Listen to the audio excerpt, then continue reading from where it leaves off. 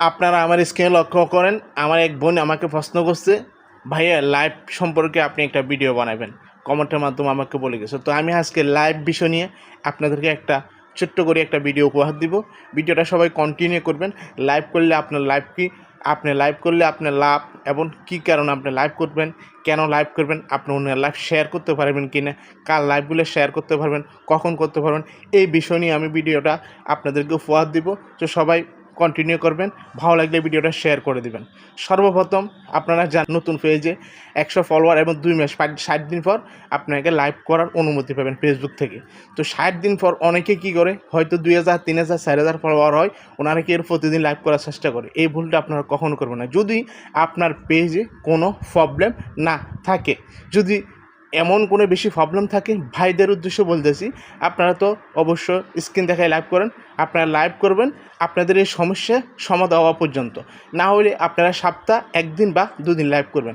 আর বোনরা যারা back camera live করেন, দেখেন ব্যাক ক্যামেরা লাইভ একসময় ফেসবুক গ্রহণযোগ্য করবে না, এখন পর্যন্ত করতেছে। তো আপনি চাইলে ব্যাক ক্যামেরা লাইভ করতে পারেন যদি আপনার পেজে কোনো প্রবলেম থাকে। তো যাদের 5000 ফলোয়ার, 6000 ফলোয়ার, 4000 ফলোয়ার, তারা কখনো আপনারা প্রতিদিন লাইভ করতে যাবেন না।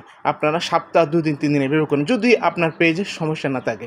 লাইভ করলে আপনার পেজের জন্য উপকারী কি, লাইভ করলে আপনার পেজে মনে করেন নতুন নতুন অডিয়েন্স আসবে, সবার সাথে যুক্ত হবে, সবার সাথে বন্ধুত্ব পারবে। পেজ লাইভটা যদি ভিউ হয় তাহলে পেজের রিচ হুড় করে বেড়ে যাবে। এই ক্ষেত্রে লাইভটা অনেকটা জরুরি, পেজের জন্য, প্রোফাইলের জন্য লাইভটা অনেকে কার্যকারী করে। তো অনেকের লাইভে মানুষ হয় না, কিছু হয় না, আপনি সারাক্ষণ একা একা বসে থাকেন, সেই লাইভের তো কোনো মানি হয় না, সেই লাইভ থেকে কোনো রিচ আসবে না তেমন পরিমাণে, আরও রিচ ডাউনের দিকে যাবে। প্লাস এবার প্রশ্ন হলো, আপনারা কি অন্যদের লাইভ শেয়ার করতে পারেন? দেখেন আপনার বড় বড় সেলিব্রিটিটা ফেসবুক সম্বন্ধে কথা বলে এবং ওই লাইভগুলোতে কোনো প্রবলেম দেখবেন না এবং আপনার লাইভটা শেয়ার করবেন।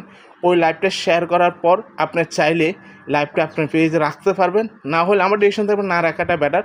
আপনি লাইভটা শেয়ার করে লাইভটা আপনি আপনার পেজ থেকে ডিলিট করে দেবেন। এক্ষেত্রে ওনারও সমস্যা হবে না, আপনারও সমস্যা না। বড় বড় লাইভগুলো শেয়ার করলে এক্ষেত্রে আপনার রিচ এঙ্গেজমেন্ট বাড়ে। যেমন মনে করেন একটা সেলিব্রিটি লাইভটা যদি আপনার পেজে আপনি শেয়ার করেন, যদি ওই সেলিব্রিটি অনেক পরিচিত, যারা দেখবে, যাদের কাছে লাইভটা ফুস হবে আপনার শেয়ারে, ওনারা আপনার পেজটাকে অবশ্যই ভিজিট করবে। এক্ষেত্রে আপনার কিছু অডিয়েন্স বাড়বে।